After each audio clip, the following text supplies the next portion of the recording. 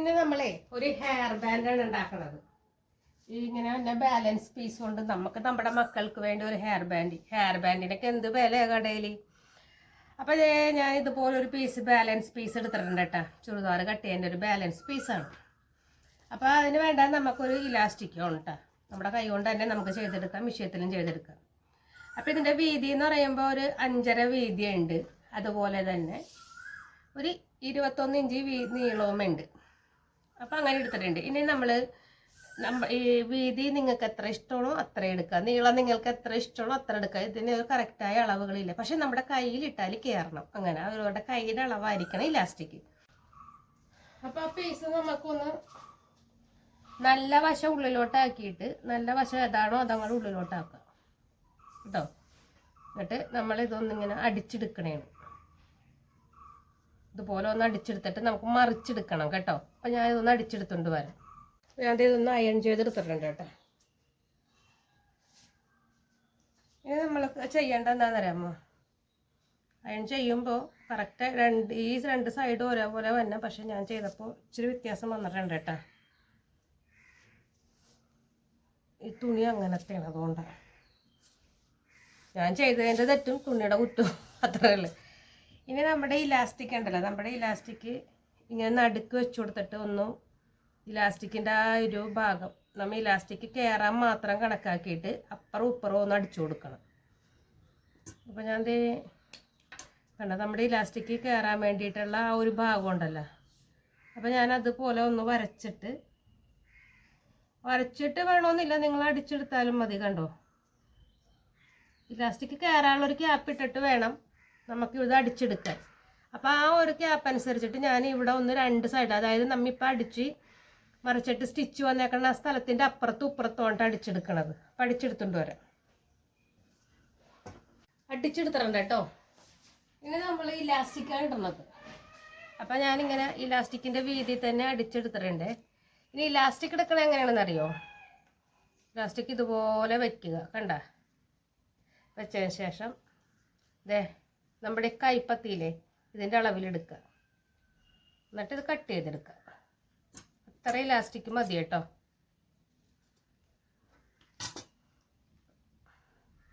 നമുക്കിങ്ങനെ പിടിക്കുമ്പോൾ ഇതുപോലെ നിൽക്കണം. അപ്പം നമ്മുടെ 5 വിരലൊന്ന് പൊതിഞ്ഞ മാതിരി ഇരിക്കണം.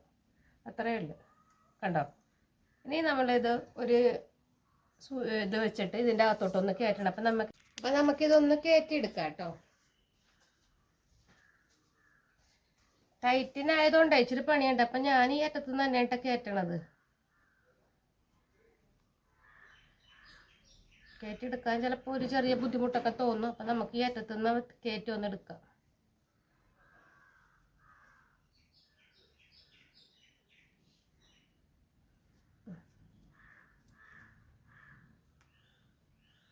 തുമ്പ് കയറി കഴിഞ്ഞാൽ നമുക്ക് പിന്നെ പേടിക്കാനില്ല, കയറിക്കോളും.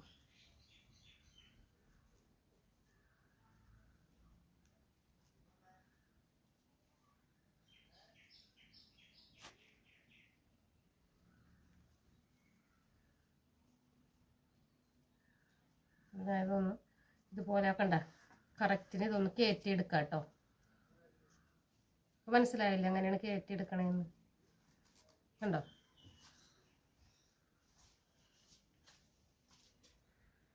നമ്മൾ കയറ്റിയെടുത്തിട്ടുണ്ട് കേട്ടോ. ഇച്ചിരി പണിയാണ് കയറ്റാൻ, കാരണം നല്ല ടൈറ്റ് അല്ലേ. അപ്പോൾ ഈ ഇലാസ്റ്റിക് വളഞ്ഞു പോകരുത്. ഇനി നമ്മൾ എന്ത് ചെയ്യണമെന്ന് അറിയാമോ, ഇലാസ്റ്റിക് ഒരു 1/2 ഇഞ്ചിൽ ഇതുപോലെ ഒന്ന് അടിച്ചെടുക്കണം.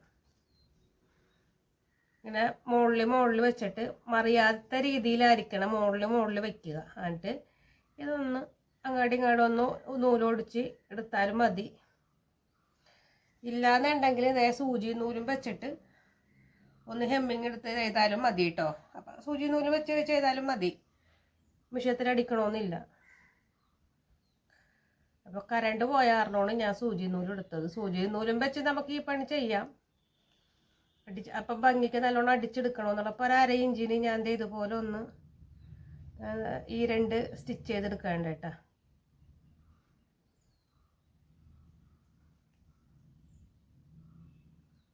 ഈ 2 ചെയ്തെടുക്കണം, അല്ലെങ്കിൽ ചിലപ്പോൾ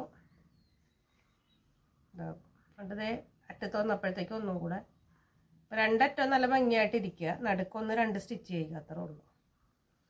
ഇനി ഒന്ന് അതിനൊരു കടുങ്കട്ടി എടുത്ത് മുറുക്ക് നമുക്കവിടെ കട്ട് ചെയ്ത് കളയാം.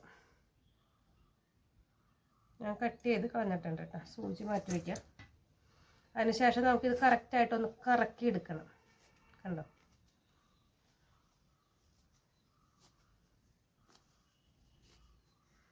കറക്കി എടുത്തതിന് ശേഷം ഇതിൻ്റെ തുമ്പെല്ലാം അങ്ങോട്ടും ഇങ്ങോട്ടും ഒക്കെ ആയിട്ട് ഇതൊന്ന് അടിച്ചെടുക്കണം. ഭംഗിക്ക് തന്നെ ഇത് പരണ്ട് വന്നു.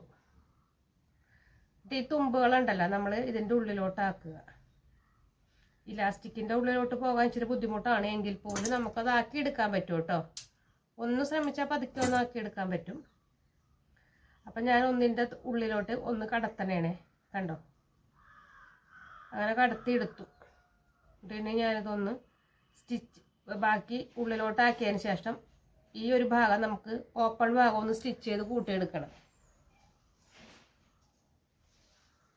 അപ്പോൾ 50 രൂപയുടെ ഒരു സംഭവം നമ്മൾ ഒരു ചെറിയ വെട്ട് പീസും ഒരു ചെറിയ ഇലാസ്റ്റിക്കും കൊണ്ട് നമ്മൾ കണ്ടീഷനായിട്ട് എടുത്ത് കണ്ട നോക്കേ, നല്ല ഭംഗിയില്ലേ കാണാൻ. അപ്പം അതിന് മുമ്പ് നമ്മൾ 150 രൂപയുടെ ഒരു ഹെയർ ക്ലിപ്പ് ഉണ്ടാക്കിയിട്ടുണ്ടായിരുന്നു. കണ്ടോ, കൈ കിടക്കണമെന്ന് പറഞ്ഞത് ഇത് ഇങ്ങനെയാണ്. കണ്ടോ, കയ്യിലിട്ടപ്പോൾ കണ്ട. അപ്പം എങ്ങനെയുണ്ട്?